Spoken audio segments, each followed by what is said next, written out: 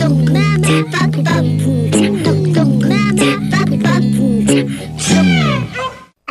allez, une histoire.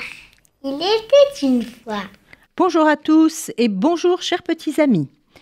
En pensant à tout Bishvat, voici Le pays sans fleurs, un conte d'Océanie d'après une histoire de Péguinil. Comme il ne pouvait plus supporter les hommes et leur méchanceté, le plus puissant de tous les sorciers avait décidé de quitter son pays et de se réfugier tout au sommet de la plus haute des plus hautes montagnes. Aussitôt dit, aussitôt fait. Voici qu'un grand malheur s'abattit sur la nature.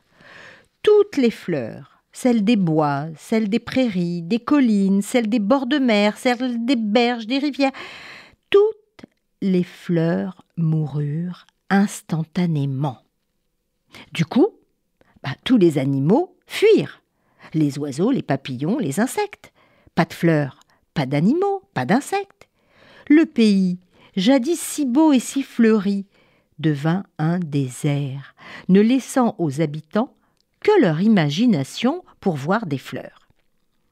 Mais les enfants, qui naissaient après, et qui n'avaient jamais connu ces merveilles, ne voulaient pas croire les anciens.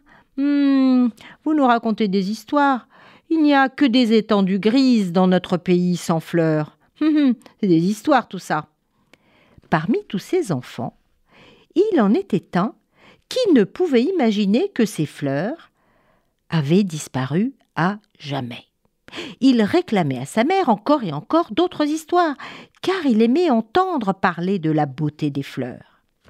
Quand je serai un homme, je partirai à la recherche du grand sorcier et lui demanderai de redonner la couleur au pays. Et les années passèrent.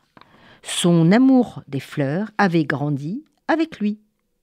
Mère, maintenant je vais m'en aller à la recherche du grand sorcier pour lui demander de nous rendre les fleurs. Mais fils, tout ce que je t'ai raconté n'était que des histoires. Je te disais ce que ma mère me racontait parce que elle l'avait entendu de sa mère, qui le tenait de sa mère aussi. Écoute, malheur à toi, les fleurs n'ont probablement jamais existé. Tu auras beau marcher 1000 ans, jamais tu ne trouveras le sorcier qui vit tout en haut de la plus haute montagne. Mais le fils ne l'écouta pas et s'en alla. Et on disait, ce garçon est fou. Il n'y a que les fous qui croient aux histoires.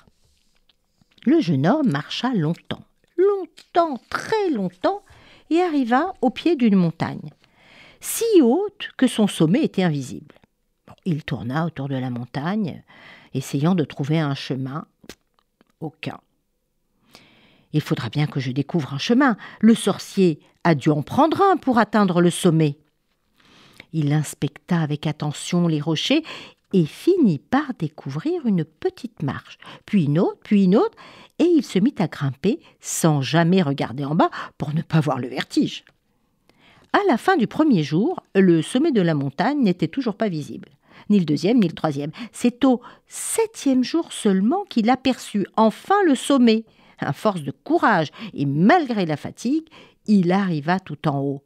Et là, il vit une source et se pencha pour y boire un peu d'eau. Au premier contact de ses lèvres, toute sa fatigue s'évapora et il se sentit fort et heureux comme jamais dans sa vie. « Qu'es-tu venu chercher sur cette montagne ?»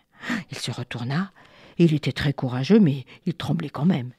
« Je suis venu pour rencontrer le grand sorcier. »« Ah bon ? Que lui veux-tu ? » ?»« Je veux lui demander de nous rendre les fleurs et les insectes. Un pays sans fleurs, sans oiseaux, sans abeilles, est triste à mourir. Seule la beauté peut rendre les gens bons.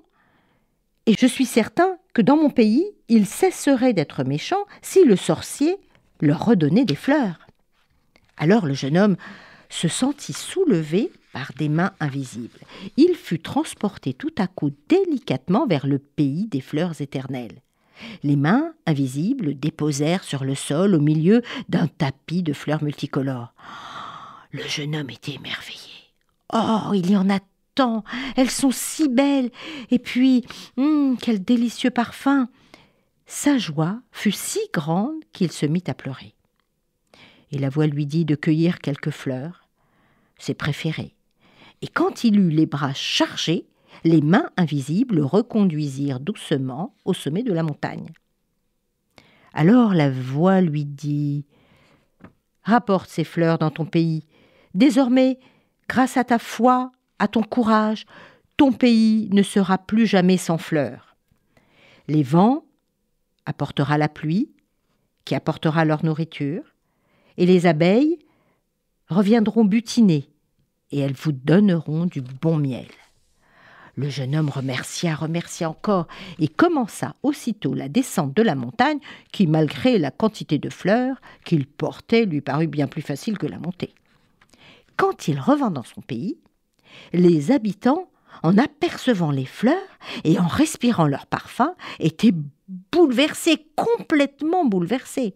« Mais non, vous ne rêvez pas, ce n'étaient pas des histoires inventées. » Et le pays redevint un grand jardin.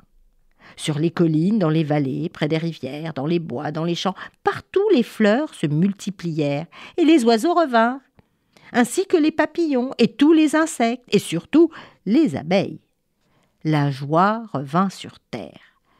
Quand les hommes virent leur pays transformé grâce à ce jeune homme tout seul et si courageux, ils lui demandèrent d'être leur roi. Et il devint un roi bon, courageux et intelligent.